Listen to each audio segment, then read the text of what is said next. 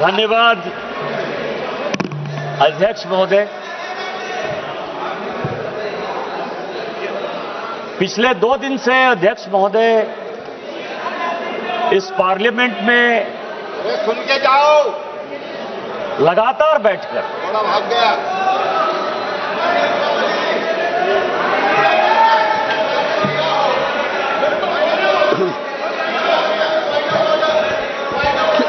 किस नियम में?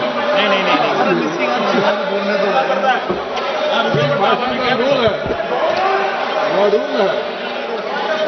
एक भाषण किस नियम में?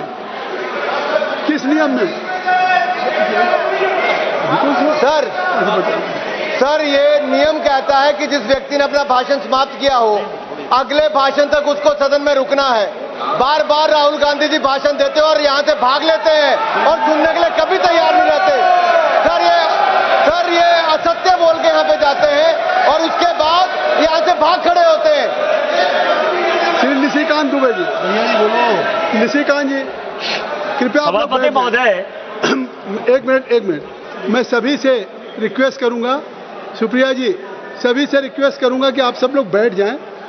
अगर किसी को बाहर जाना चले जाएं, but I think so house must be in order. तो just I request to everybody, please kindly just occupy your seat, kindly take your seat, खड़े मत रहिए। धन्यवाद। श्री सभापति महोदय, पिछले 2 दिन से लगातार हमारी पूरी पार्टी माननीय प्रधानमंत्री जी के नेतृत्व में माताओं को अधिकार देने के लिए, बहनों को अधिकार देने के लिए, दलित, शोषित, वंचित, पिछड़ों को अधिकार देने के लिए 33% रिजर्वेशन के लिए चिंतित है। रात 1:30 बजे तक पूरे संसद के सदस्य और खासकर भारतीय जनता पार्टी और एनडीए के सदस्य यहां लगातार जमे हुए थे। और मैं जब आज यहां आया तो मुझे लगा कि कांग्रेस के जो लीडर ऑफ द अपोजिशन है, उनसे जो है माताओं और बहनों के लिए कुछ सुनने को मिलेगा। उन्होंने जब भाषण शुरू किया और जब खत्म किया सर, तो मुझे लगा कि मैंने पीसी सरकार का जादू शो देख लिया या माइकल जैक्सन का मैंने डांस देख लिया। मैं कंफ्यूज हूं सर कि वो पीसी सरकार थे या माइकल जैक्सन थे। लेकिन फिर मुझे याद आया सर कि आज कौन सा तारीख है? आज 17 अप्रैल है और पूरे सदन के लिए और पूरे देश के लिए आज 17 अप्रैल को 2 घटना हुई सर। 17 अप्रैल 1987 को पहली बार राजीव गांधी जी के ऊपर बोफोर्स के कमीशन खोरी का आरोप लगा और यहां के फ्रंट पेज पर चला। 17 अप्रैल वो दिन था सर। 17 अप्रैल 1998 वो दिन था जिस ओबीसी की ये बात कर रहे हैं, सीताराम केसरी का धोती खोलकर सोनिया गांधी जी कांग्रेस की अध्यक्ष हो गए। और 17 अप्रैल 1999 वो दिन था जिस दिन कि अटल बिहारी वाजपेयी की सरकार को जबरदस्ती क्रिश्चियन लॉबी के दबाव में गिरधर गमांग को वोट दिलाकर यही इस्तीफा दिला के दिया गया। यह 17 अप्रैल है सर, और इसीलिए उनका पीसी सरकार और माइकल जैक्सन होना लाजमी है।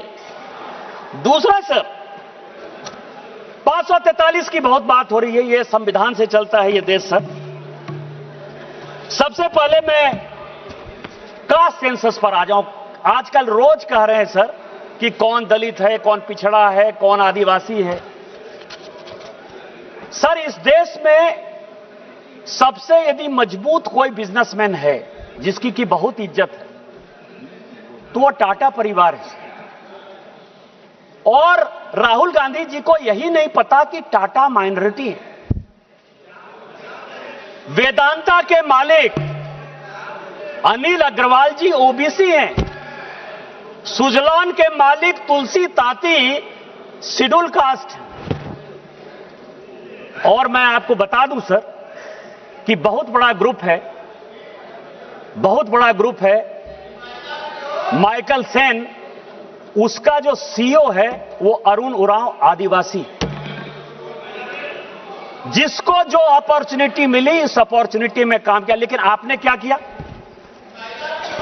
कॉन्स्टिट्यूएंट असेंबली में आपने अभी बात की है, ओबीसी रिजर्वेशन की बात हो रही है ना, reservation with in reservation. OBC को संवैधानिक अधिकार हमारे प्रधानमंत्री ने दिया। आप मांग रहे हो, आपका डिमांड क्या है? सारे अपोजिशन के लोगों ने, अखिलेश यादव जी से लेकर सारे लोगों ने कहा कि ओबीसी महिलाओं को रिजर्वेशन चाहिए। इसी ओबीसी रिजर्वेशन के लिए 2010 में जब राज्यसभा में यह कानून पास हो रहा था, तो जो सदन के नेता थे प्रणब मुखर्जी साहब और जो उस वक्त के तत्कालीन प्रधानमंत्री थे मनमोहन सिंह जी, उनका स्टेटमेंट लेकर आया हूं मैं। उन्होंने कहा कि मरते दम तक कांग्रेस किसी ओबीसी में महिला को रिजर्वेशन नहीं दे सकती। इसी शेड्यूल कास्ट शेड्यूल ट्राइब के प्रमोशन के रिजर्वेशन के लिए जब इसी लोकसभा में कानून आया, तो समाजवादी पार्टी के, सुनिएगा अखिलेश जी, आपके सांसद यशवीर सिंह जो शेड्यूल कास्ट थे, उनको इसी वेल में मैडम सोनिया गांधी ने पीटा। आप आदिवासी की बात करते हो, शेड्यूल कास्ट की बात करते हो, किस तरह की बात कर रहे हो? और 2011 में जब जातिगत जनगणना के आधार पर, ठीक है बोलिए अखिलेश जी। ये अध्यक्ष महोदय, सभापति महोदय, समाजवादी पार्टी का हमेशा पक्ष रहा है कि महिला आरक्षण के हम पक्ष में, पहली बात। दूसरा, हम पार्टी के अनुसार चाहते हैं आरक्षण। तीसरा, हम जाति जनगणना चाहते हैं। आप इस सदन में कहिए कि जाति जनगणना करेंगे और कब तक करेंगे, और क्या ओबीसी महिलाओं को आप शामिल करोगे कि नहीं करोगे? सभापति महोदय, अखिलेश अभी तो भाषण चल रहा है, आपको क्लैरिफिकेशन मांगना है होम मिनिस्टर साहब का, जब प्रॉपर रिप्लाई होगा तब आ जाएंगे, अभी भाषण होने दीजिए। सभापति महोदय,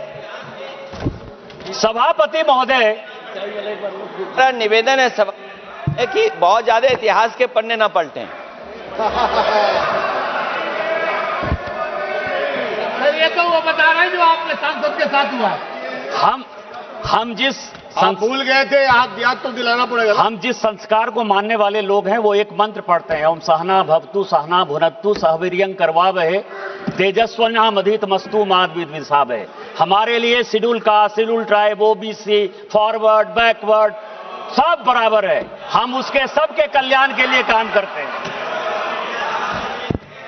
मैं सभापति महोदय बताना चाह रहा था, इसी 2011 में जब जनगणना स्टार्ट हुई, जिसका कि ये बेस ईयर है, उसके लिए मुलायम सिंह यादव जी, अखिलेश जी मुख्यमंत्री बनकर चले गए थे, लालू प्रसाद जी, मुलायम सिंह यादव जी और हमारे पार्टी से गोपीनाथ मुंडे जी, हम लगातार जातिगत जनगणना की बात करते रहे, लगातार इस पार्लियामेंट को ठप करते रहे, और उसमें सोनिया गांधी जी का बयान है, प्रणब मुखर्जी जी का बयान है, मनमोहन सिंह जी का बयान है, चिदम्बरम जी का बयान है। ये 4 बयान लेकर मैं आया हूं, और उन चारों ने कहा कि ये जातिगत जनगणना की। अच्छा, एक मिनट अखिलेश जी क्या कह रहे हैं? सुनिए, ये जो निशिकांत जी, सभापति, एक मिनट अखिलेश जी, सभापति महोदय सब लोग श्लोक पढ़ रहे हैं, नहीं, बात सुनिए, लोग बैठ जाए और लोग बिठा दिए, सबको बिठाइए, तब मैं आपको अलाउ करूंगा ना। आप सब लोग बैठ जाएं, मैं आपको अलाउ कर रहा हूं, उनको मैंने बिठा दिया। आप लोग बैठ जाएं, तब मैं आपके नेता को अलाउ करूंगा। अगर आप नहीं बैठेंगे तो मैं निशिकांत जी को खड़ा कर दूंगा, आपको अलाउ करूंगा, लेकिन बैठ जाए। अवधेश जी आप बैठ जाइए, आप सभी, बीरेन जी आप बैठ जाइए, बीरेन जी बैठ जाइए, सभी लोग बैठ जाइए, सरोज जी बैठ जाइए। मैं आपको समय दे रहा हूं, नहीं मैं आपको समय दे रहा हूं। एक मिनट, हाउस को इन ऑर्डर कर लीजिए। मैंने उनका श्लोक सुना, श्लोक पे मैं कहना चाहता हूं।